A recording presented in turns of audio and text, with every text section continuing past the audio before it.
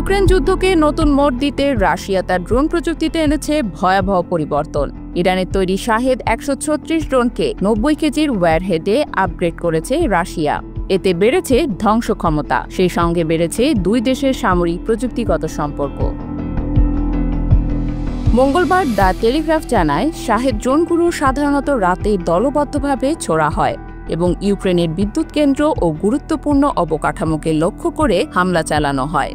এতে ব্যাপক ব্ল্যাকআউট ঘটে এবং বিদ্যুৎ সরবরাহ ব্যবস্থা ভেঙে পড়ে। এদিকে নতুন ৯০ কেজির ওয়্যারহেডের একটি মডেল তৈরি হচ্ছে রাশিয়ায়। এতে রয়েছে বিস্ফোরণ, সররা, আগুন ধরানো এবং দেয়াল ভেদ করার ক্ষমতা। অন্যদিকে একই ধরনের আরেকটি মডেল তৈরি হচ্ছে ইরানে। ইউক্রেনের প্রতিরক্ষা বিশ্লেষক পাভলো নারোচনি বলেন, ইউক্রেনের বিদ্যুৎ কেন্দ্রগুলো এখন কংক্রিট ও স্টিলের সুরক্ষা দিয়ে ঘেরা, তাই রাশিয়াকে সেই সুরক্ষা ভেদ করতে আরও শক্তিশালী ড্রোন দরকার।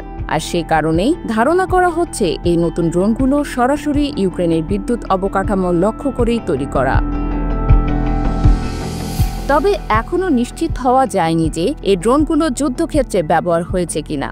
তবে এর উন্নয়ন প্রমাণ করে ড্রোন এখন ইউক্রেন যুদ্ধের বড় অস্ত্র হয়ে উঠেছে। উভয় দেশই কম খরচে বেশি ক্ষতি করার প্রযুক্তি নিয়ে প্রতিযোগিতায় নেমেছে। বিশ্লেষকরা আরও বলছেন, যুদ্ধের এই পর্যায়ে ড্রোন শুধু অস্ত্র নয়, রাশিয়া ও ইরানের মধ্যে সামরিক প্রযুক্তি বিনিময়ের অন্যতম মাধ্যম। ইরান ড্রোন সরবরাহ করছে আর রাশিয়া তা উন্নত করে ব্যবহার করছে ইউক্রেনের বিরুদ্ধে। প্রযুক্তির এই বিনিময় শুধু রাশিয়া ইরান সম্পর্ককেই শক্ত করছে না, বরং তা বৈশ্বিক রাজনীতিতেও তৈরি করছে নতুন মেরুকরণ। যুদ্ধের ময়দানে ড্রোন এখন যেমন বড় অস্ত্র, তেমনি পর্দার আড়ালে তা হয়ে উঠছে ক্ষমতার কূটনৈতিক হাতিয়ার।